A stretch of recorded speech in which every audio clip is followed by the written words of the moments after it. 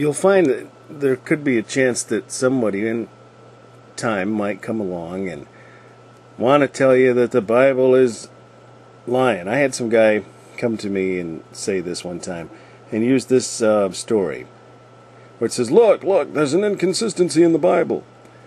So I'm just telling you this because it might occur where you have somebody say this to you also, and I want to just help you with this, okay? There ain't no inconsistencies here. In fact, I can't remember the stupid argument because I know the truth. But if you have somebody coming to you and saying, look, it says at the end of 1 Samuel that the way Saul died was that his armor-bearer wanted him to kill him. His armor-bearer wouldn't do it, so Saul fell upon his own sword, and then his armor-bearer killed himself.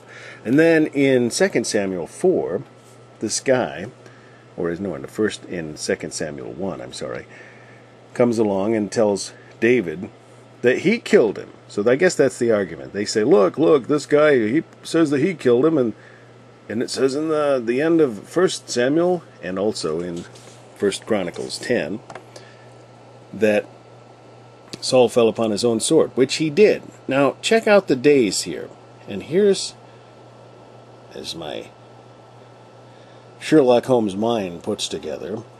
No, it's relayed in Scripture, which is exactly what happens.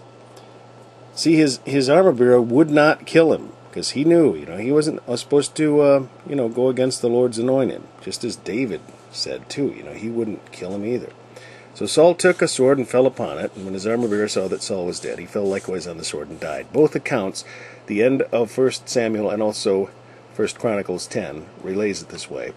And it says, in the next day, and it came to pass, on the morrow, when the Philistines came to strip the slain, that they found Saul and his sons fallen in Mount Gilboa.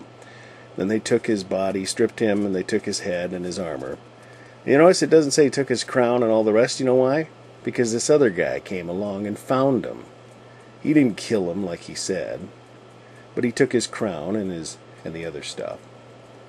But this guy would have been better to tell David the truth, maybe, because David had this liar guy in 2 Samuel 1 killed because he said that he killed Saul.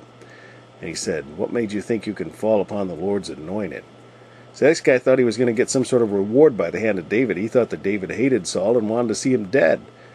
Now, if he'd have paid any attention or talked to some folks, he would have realized that David had protected Saul, as we've read in the last few chapters, where David, a number of different times, had opportunity to kill Saul himself, but didn't.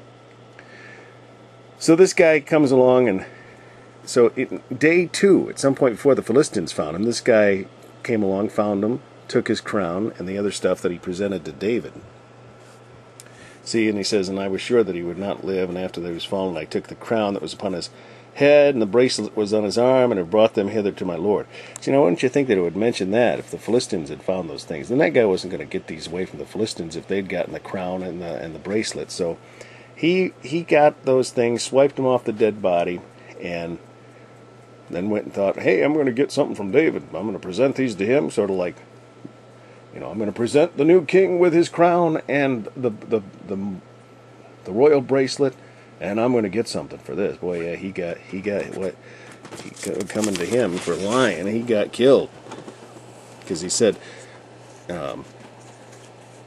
"Wast thou not afraid to stretch forth thine hand to destroy the Lord's anointed?" But the guy didn't really. The guy would have been pretty wise to say, "Hey, I was lying. Okay, I found the stuff." But anyway, that's not what happened. Okay, so anyways, that's what really did happen. This guy swiped that stuff when he found the bodies, made up the lie. The truth is just the way it's presented at the end of 1 Samuel and also in 1 Chronicles 10. He fell upon his own sword.